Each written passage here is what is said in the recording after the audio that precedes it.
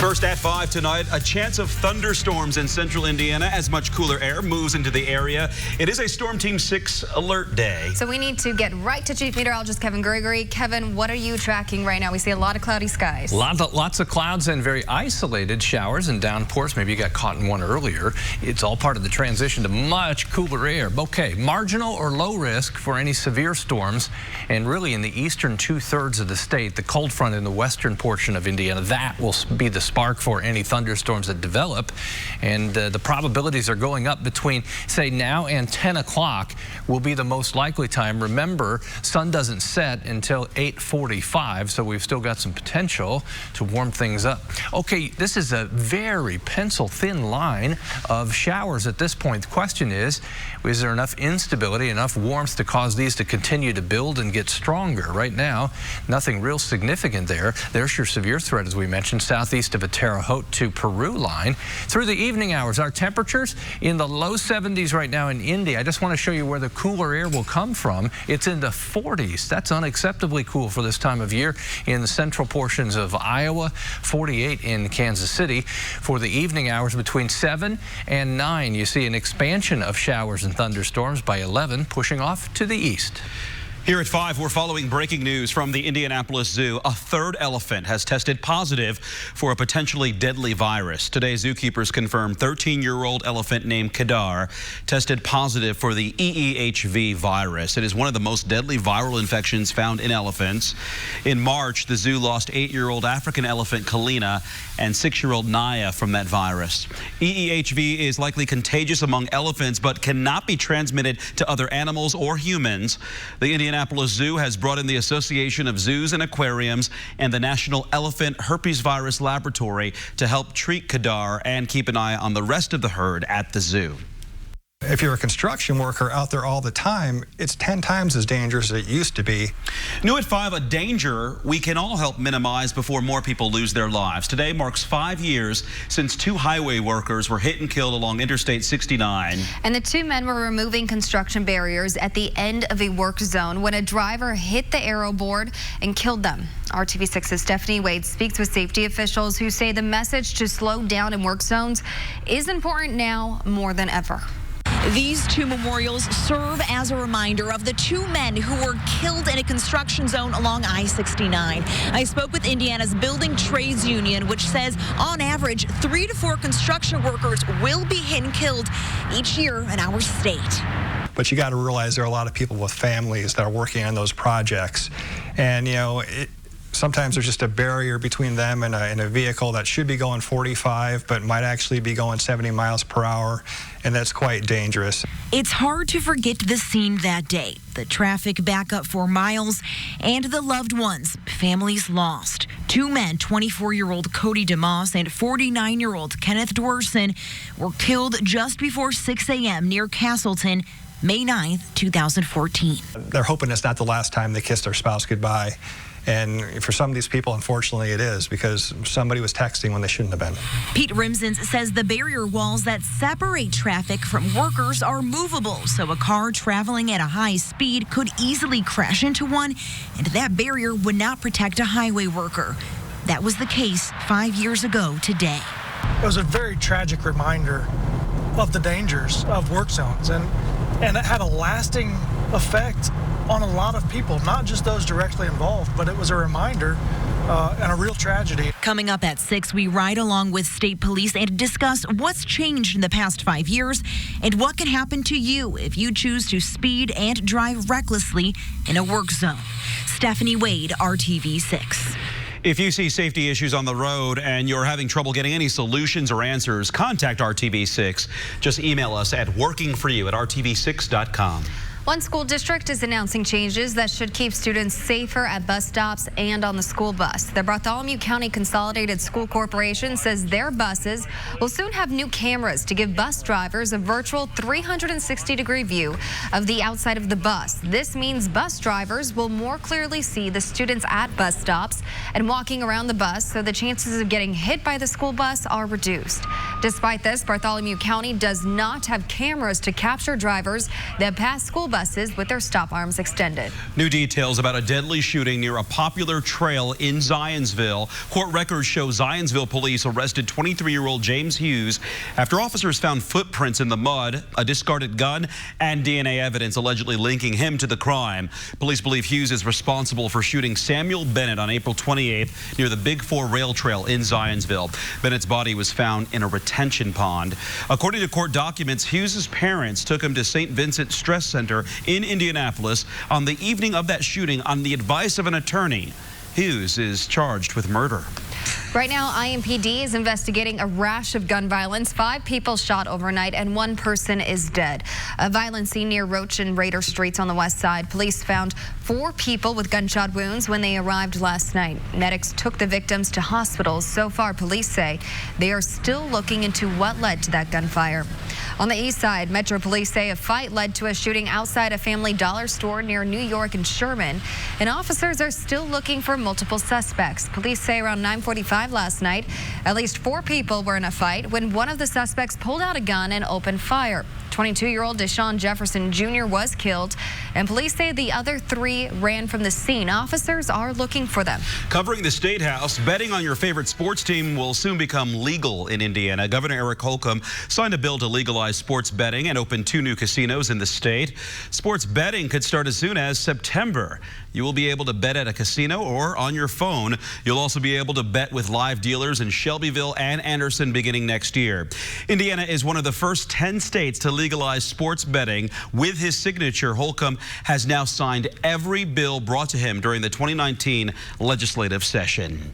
Hey, it's the month of May, and that can only mean one thing. It's time to go racing at Indianapolis Motor Speedway. First is the IndyCar Grand Prix on Saturday. Sports Director Dave First and Brad Brown are live tonight at IMS. Hey, guys. Yeah, Grand Prix this weekend, guys. That just kind of serves as an appetizer for the real thing, or the other thing, maybe. A little accoutrement to get us started. A little accoutrement to get things started. We've got another Trackside 6 special coming up at 7:30 tonight right here at RTV6. A great get-to-know at home with the legendary Mario Andretti, who, of course, celebrates his golden anniversary of his 1969 win. And then we get a chance to meet George Steinbrenner IV, who is a co-car owner with Harding Steinbrenner Racing. Young, but man, this guy speaks, well beyond his age. That Steinbrenner is that Steinbrenner indeed.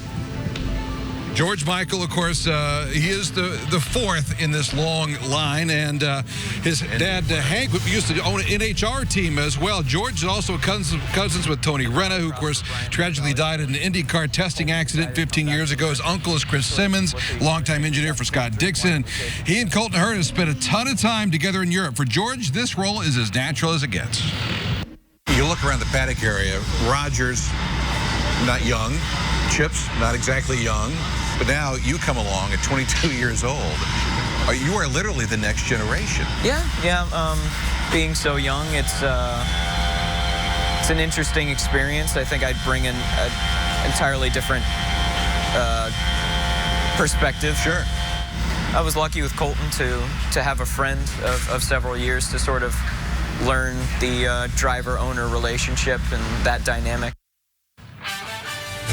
It's our first Trackside 6 special of the month, as we're also at home with Mario as he celebrates the gold anniversary of his Indy 500 win. As mentioned, Workout Warriors, Scott Dixon, Tony Kanai. I'll tell you what, I went over there and watched these guys work out at Pitfit here on the Northwest side. I broke a sweat just watching them. We'll get an in-depth look at that tonight. And our Throwback Thursday, 40 years ago here, the legendary Rick Mears picked up win number 1. Exclusive stories tonight at 7:30, only on RTV6. A lot to talk about. A lot of the drivers, including Will Power, who, of course, swept the month of May here last year. He spoke earlier about how excited he is about. Let's see, you won both races last year, and you're excited about being back this year. Here's the thing. He already said it. You win one at Indy, you want to win another one, and another one, and another one. Just kind of easing into things here during the month of May. Brad Brown, Dave First for now, live from the Indianapolis Motor Speedway. Thanks, guys. And going to Indianapolis Motor Speedway is always a good time, but we have a warning, and if you're not prepared, you will face one danger. It is the sun. This evening, our Aaron Lish continues our week-long race coverage with the dangers the sun poses when you're at the track and what you can learn from one man's story. They always say that, a suntan is the first sign of skin cancer. For Paul Kiley, he's adamant about wearing sunscreen. He's gone under the knife to remove skin cancer multiple times on his nose. And now, of course, after this, I don't even go up mow the lawn without putting 50 all over. And as we get into race season and you're out in the sun, Kiley warns to be careful. Yeah, race weekend, I've seen some scary situations, going to the Indy 500 with people being out there baking in the sun all day and just red as can be. Sun damage is cumulative. Data shows only about 23% of lifetime exposure happens by age 18. St. Vincent dermatologist Christopher Obamy says it takes time for skin cancer to develop. Most of the cancers we see now are from sun exposure 20, 30 years ago. There are ways you can protect yourself from sunburns as you watch the Indy cars speed around the track. Doing SPF 30 or higher between the hours of 10 o'clock and 4 o'clock. That means wearing sun protective gear. That means not having direct exposure of your body to the sun. That means being under shade. Reports show your risk of the deadly skin cancer melanoma doubles if you have more than 5 sunburns. Kiley says make sure to continue applying sunscreen throughout the day. You got to take care of yourself there, and it's easy to get sunburn, and probably some of my worst sunburns have been in cooler days when I wasn't really paying attention to the fact that I was being exposed to it. Enjoying the month of May while protecting yourself from the sun's harmful rays. Erin Lish, RTV6. Ahead at 5:30 on RTV6, we spotlight the hero students who jumped into action to stop the shooter at a suburban Denver, Colorado high school. We look into how students are taught to respond in case of a shooting. But first, one local man on a personal mission to end violence around Indy after 2 of his friends were killed. His new endeavor to turn the tide of deadly crime. Temperatures are tumbling. Just look across the state line. It's 58 in Champaign, while it's 73 in Terre Haute. That dividing line will be the spark for some scattered thunderstorms this evening. More on that looking into Mother's Day weekend. Is working for you like RTV6. Tonight, an Indianapolis man is continuing his mission to provoke change here in our community. It comes after 2 of his friends and Warren Central classmates were killed on the west side. Yeah, this week marks 2 years since that shooting. We've told you about Brandon Warren right here on RTV6. He was awarded the Jefferson Award last summer. After losing his friends to gun violence, Warren created an anti-violence group called We Live Indy. And on the 2-year mark since his friends were killed, RTV6's Nicole Griffin is learning Warren is launching a brand new mission to reach kids all across the city. Realizing that this could happen to anyone, out of all my friends, never would have thought it would be Dejan. Looking back on what happened 2 years ago on May 6th, 2017 is still difficult for Brandon Warren. And that ultimately changed my life. His friend and teammate, Dejan Anderson, passed away weeks after he and another classmate were shot on the west side. Instead of turning to violence, Warren used his grief to try to provoke change. It started with the group We Live Indy at Warren Central. And now he's starting a new chapter, announcing it on the 2-year mark since his friends were killed. This week is just very special to me. This month is just very special to me.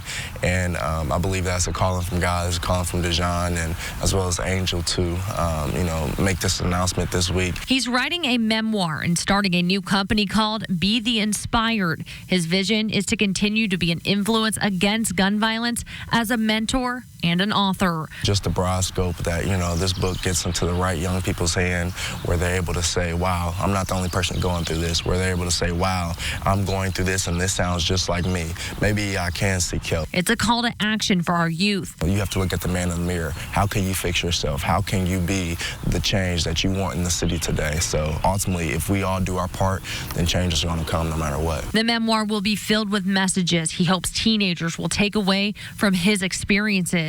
I want my young people to know that I'm here for you, that I'm here talking about these same issues for you, I'm fighting for you. And at the same time, I want to show you what you're doing wrong, why you're doing it wrong, and how ultimately you can do what's right. Brandon is hoping to finish his book by next month. His goal from there is to get it in the hands of students all across our state. Nicole Griffin, RTV6. Thanks, Nicole, and we will let you know when Brandon's book is available to purchase on his website. He says releasing the memoir at the beginning of the summer is key, ahead of a time when the city often sees a rise in violence. And of course, Brandon Warren is known for his efforts to fight violence locally, but tonight on the news at 6, We'll show you how his message is now getting national attention. A step forward tonight in addressing the sexual abuse scandal in the Catholic Church. Pope Francis is now requiring priests and religious sisters worldwide to report, quote, well-founded suspicions about child sex abuse in the Catholic Church.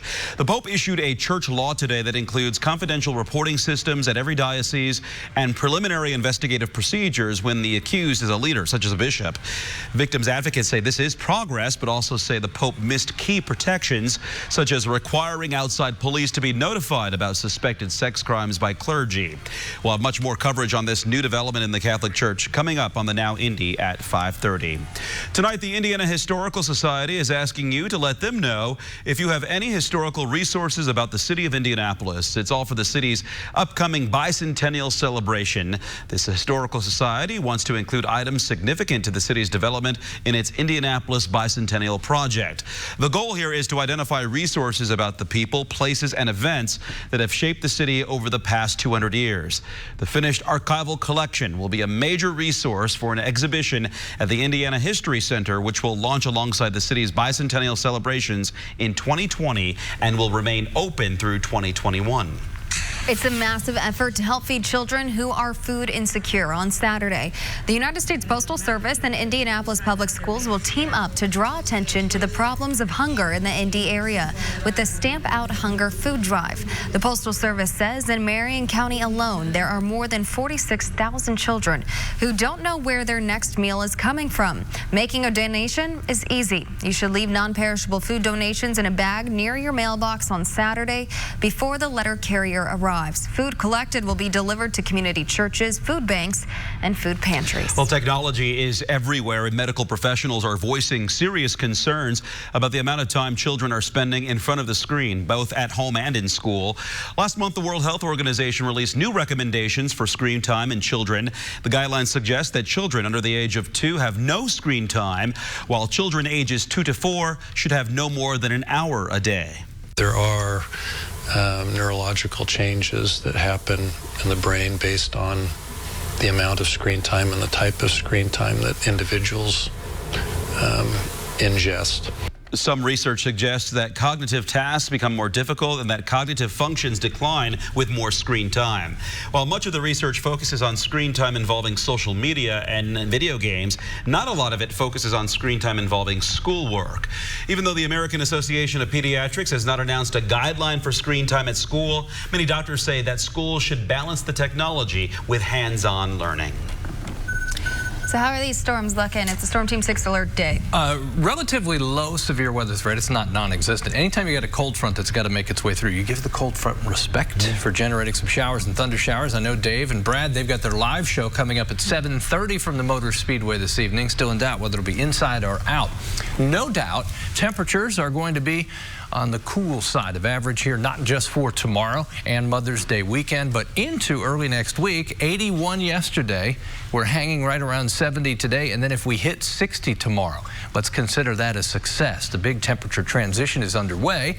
So far, the line is underwhelming as far as strength and coverage, but I do think, and the models confirm this, we'll see an uptick in the coverage of these, what are rain showers now, and some isolated thunderstorms developing. Crossing 31, if you're headed on the bypass and then go north of Kokomo toward Peru, some downpours there. Also some rain coming into western portions of Howard County. Heads up in Clinton County, just to the northwest of Frankfort, some nice little downpours, and you see the progression southwest to northeast. Now the cold front will push steadily through central Indiana. It will bring the cooler air across central Indiana this evening. Once that passes and the wind changes direction, starts coming out of the west-northwest, that would end any stronger storm threat.